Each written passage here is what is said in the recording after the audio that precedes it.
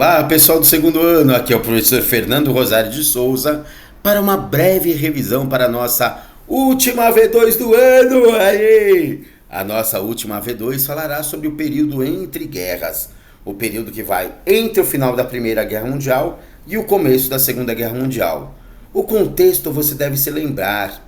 Os Estados Unidos entraram no finalzinho da Primeira Guerra Mundial com soldados descansados e armamentos novos, quando a Rússia pediu para sair para cuidar da questão interna da Revolução Bolchevique de 1917, né? Então eles tinham prioridades, paz, pão e terra, e aí, principalmente por decisão do Lenin, eles estariam fora da Primeira Guerra Mundial. Os Estados Unidos tinham feito uma série de investimentos e não queriam perder esta guerra.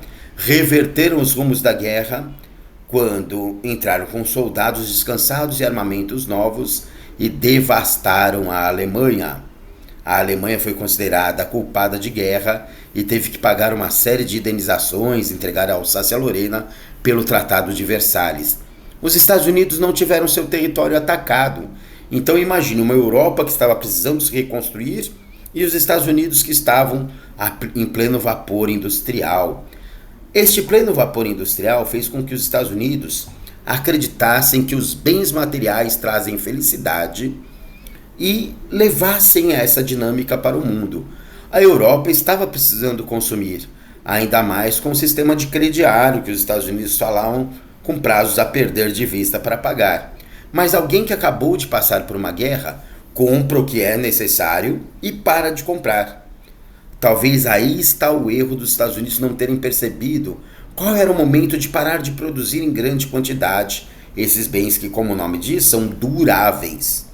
Carros, móveis, eletrodomésticos eram vistos como o mais alto padrão de vida do mundo. Não há caminho como o caminho americano. Olha, tem um carro, tem eletrodoméstico, você vai poder ser feliz com a sua família. Lembra que este cartaz é muito emblemático quando ele está com uma fila de pessoas buscando comida depois da crise de 29, ajuda humanitária nas igrejas e questões em ONGs da época, né? Então a causa principal da crise de 29 foi que os Estados Unidos produziram demais.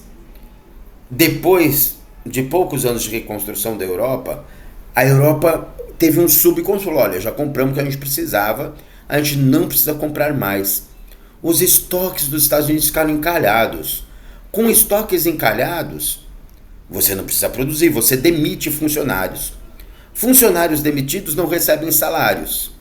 Pessoas desempregadas que não recebem salários, os estoques ficam mais encalhados ainda. A gente diz que isso gera um círculo vicioso. Olha, os estoques ficam encalhados, isso gera desemprego, isso gera subconsumo, o subconsumo gera mais estoques encalhados, que gera desemprego, que gera subconsumo, e aí você não sabe mais o que é causa, o que é consequência da crise, vira um grande círculo vicioso, não é? Muito bem. Só que como a economia dos Estados Unidos era a principal economia do mundo, a gente tem o chamado efeito dominó ou efeito cascata. A primeira pedrinha do dominó cai e vai derrubando as outras, afetando economias do mundo inteiro. O Brasil, por exemplo, deixou de exportar muito café. Por quê? Porque o café é considerado um bem, uma commodity, né?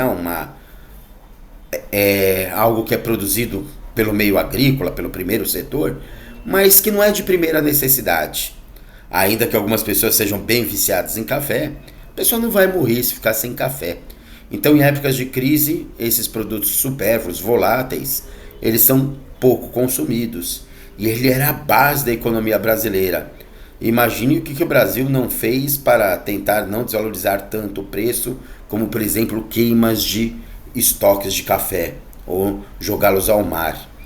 Como que o mundo sai dessa grande crise? Com um cara chamado John Maynard Keynes, falando que o Adam Smith, que dizia que o Estado não tem que intervir na economia, estava errado. Então ele fala assim, olha, o Estado precisa intervir e fiscalizar na economia porque senão a gente acaba tendo estoques encalhados, senão a gente acaba tendo produtos de baixa qualidade, exploração de mão de obra infantil. E aí as ideias do Keynes foram adotadas por um presidente dos Estados Unidos chamado Roosevelt. Isso já ajudou a melhorar um pouquinho a economia dos Estados Unidos, mas o que vai melhorar de vez a economia dos Estados Unidos é a grande produção de armamentos para a Segunda Guerra Mundial. Triste isso, né? Uma economia baseada na guerra e na produção de armas. Outro problema das ideias de Keynes, eu não vejo maiores problemas em um Estado fiscalizar a economia, em gerir a economia. Só que muitas vezes governos autoritários, já diria Machado de Assis, triste é o país que precisa de heróis, e a Europa e o mundo parece que numa época de pós-guerra estava precisando de heróis, acaba tendo muitos regimes totalitários. Então, Hitler na Alemanha, Mussolini na Itália, Stalin na União Soviética, o próprio Getúlio Vargas aqui no Brasil, Franco na Espanha, Salazar em Portugal, e eles acham que não é só para fiscalizar a economia, mas é para fiscalizar a cultura, os costumes, as religiões. Esse é o cara que propôs a intervenção do Estado na economia e foi adotado pelo Roosevelt. Gente, essas são as ideias principais para a nossa avaliação.